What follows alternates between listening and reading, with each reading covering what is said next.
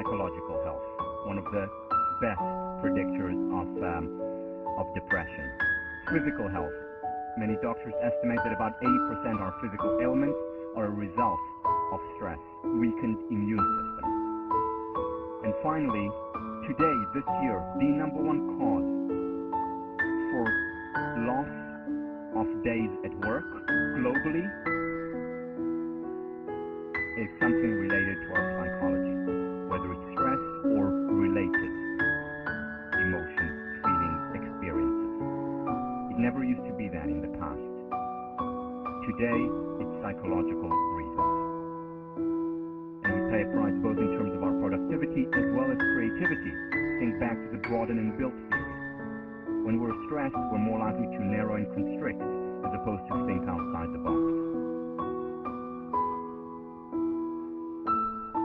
Alright, so what do we do with this stress? What do we do with it? Let's use positive psychology because it really is a problem that we want to be able to deal with. That I know, certainly personally, a problem that I've dealt with for a very long time. So the conventional question, the traditional psychologist question was, why are so many people stressed? An important question, good question that yielded many great answers, but not enough. And then positive psychologists came in, and what they did was ask also the positive question.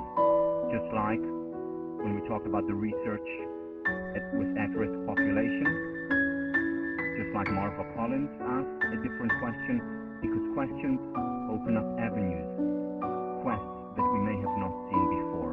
And the question became, what do those who are successful and able to lead a healthy and happy life do? In other words, focusing on what works. In other words, focusing on the tip of the stem. Because while most people are stressed, not all of them are. There are people who are able to be successful and at the same time lead a healthy and happy life. What do they do? What is it about them? Here is what they do. What was found was that there are some distinguishing characteristics, two of them. They set rituals for themselves, and we talked about rituals in the past. The second thing that they do, and this is what I'm going to elaborate on now, the second thing that they do in addition to having rituals, whether it's a lot of rituals or a few rituals, depending on individual needs and differences, in addition to setting rituals, they particularly set rituals for both work and for recovery. Let me explain. What I'm going to say now is something that psychologists did not see before because it was hidden, just like the children on the bus were hidden by the first question. It was only asking the second question that they noticed this. What they noticed was that these individuals ritualized work and recovery, and in essence, what they found, and this is the most surprising result to my mind in studying stress, is that stress was actually not the problem. We were looking in the wrong place. In fact, what they found was that stress was good for us. That stress actually cultivated resilience, strength, and helped us be happier in the long run. Wait a minute. What does that mean? Well, think about the following analogy. Think about the physical realm. What happens to you? What actually happens to you when you go to the gym? When you go to the gym, you lift weights.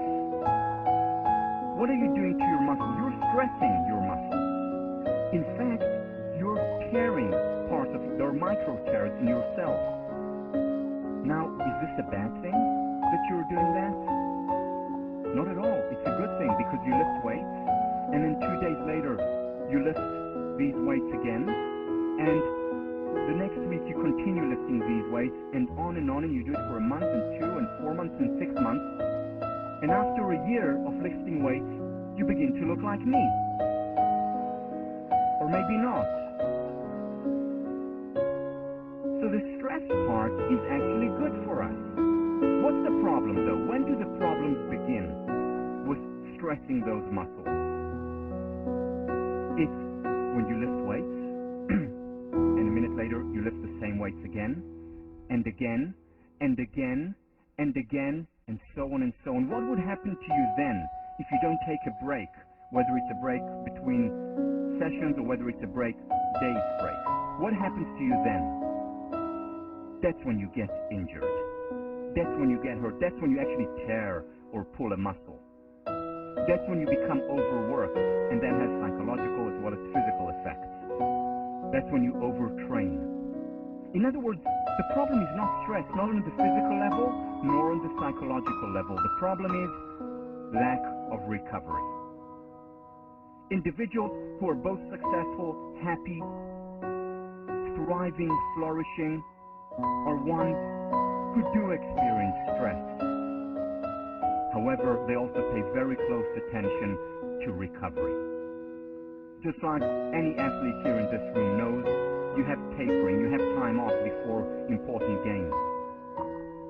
You don't lift the same weights day in and day out. The same thing on the psychological level.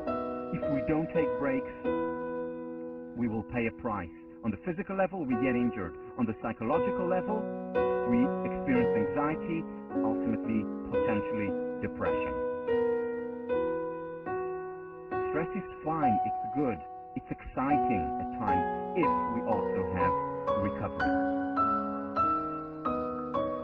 I want to share with you now some more ideas from the book that I talked about before, The Power of Full Engagement.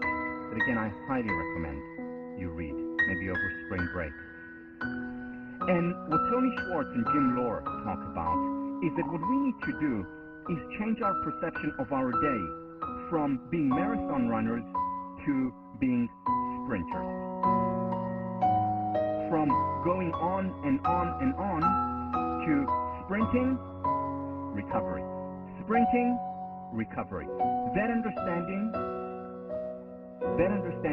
changed my life. You see, I was a marathon runner, metaphorically, meaning at work. I used to work 14 hours a day. I loved my work. I worked extremely hard. And then I decided to get married and to have children. And I knew that things would change as a result of that. And I said, okay, I'll have to compromise. I'll have to work less than 14 hours a day if I want to maintain a healthy relationship with my spouse and with my kids. And it disappointed me to some extent, but I had my priorities and I made a choice. And then I met Tony Schwartz, who within a few minutes changed my perception, my understanding of what my day can and ought to look like. And when he explained to me this, it made immediate sense. I started to implement it. And today, I may not be as productive as I was when I worked for 14 hours a day, but very close to it. And I'm certainly happier and I'm more creative than I was when I was a marathoner. And here is his suggestion. One of the things that he talks about in the book. This is a ritual that I recommend. And it is, have 60 to 120 minutes, so around 90 minutes of sprint. Work, concentrate, focus, hard. Go for it. And then, after that, after you sprint with as little distractions as possible, have 15 minutes or so of recovery. What psychologists have found is that essentially we're able to sprint, to focus, according to our biorhythms, between 60 and 120 minutes. It differs. Some people are more 60, others can do it for 2 hours. Average, 90 minutes. After you sprint, take 15 minutes off, whether it's for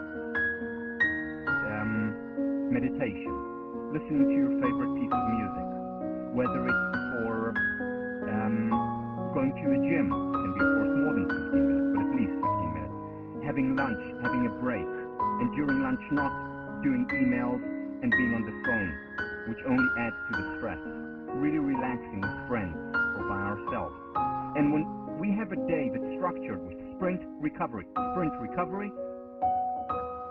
that's when we can sustain, when we have the highest levels of energy, when we get the most done, and when we're happiest. This is my day now. My day comprises sprint, recovery. I'm able to get so much more done. My ideal day, work day, is 90 minutes, 15-minute meditation, 90 minutes, lunch, 90 minutes, workout, 90 minutes, home with the family. Actually, net, I work for 6 hours a day. But in those 6 hours, I get more than I would have in 10. Not to mention the fact that I'm happier and more creative doing it. The key when doing it is to maintain flexibility. Because, again, the ideal day for me would be that. However, there are other things. You know, I travel a lot.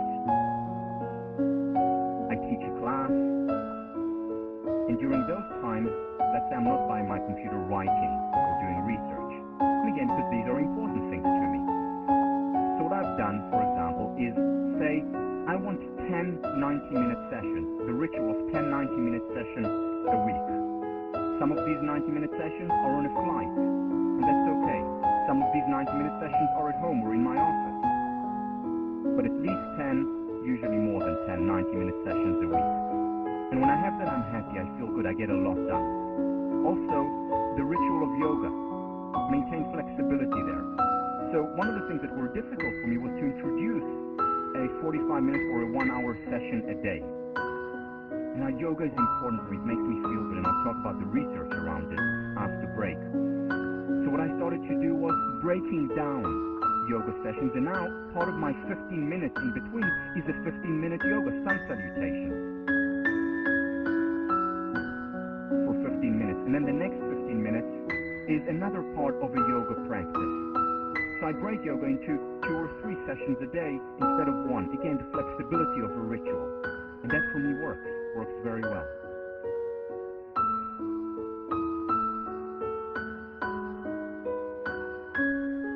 The key is, and I'm going to end with this, the key is to attain multi-level recovery.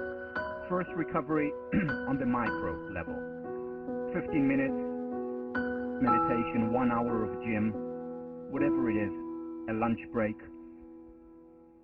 Mezzo level recovery, and that is a good night's sleep. We'll talk about the importance of sleep. Sleep is a good investment for well-being, happiness, as well as for your creativity, for your memory. Sleep is important. A day off during the week. Even God needed a day off. Implemented in our lives. And finally, those vacations. Remember J.P. Morgan, I can do the work of a year in 9 months, but not in 12. Recreation leads to creation. So remember that. Next week, we meet on Tuesday here for the midterm. Thursday, we don't have class. And remember the vacation. Take time, enjoy it, and good luck. See you after break.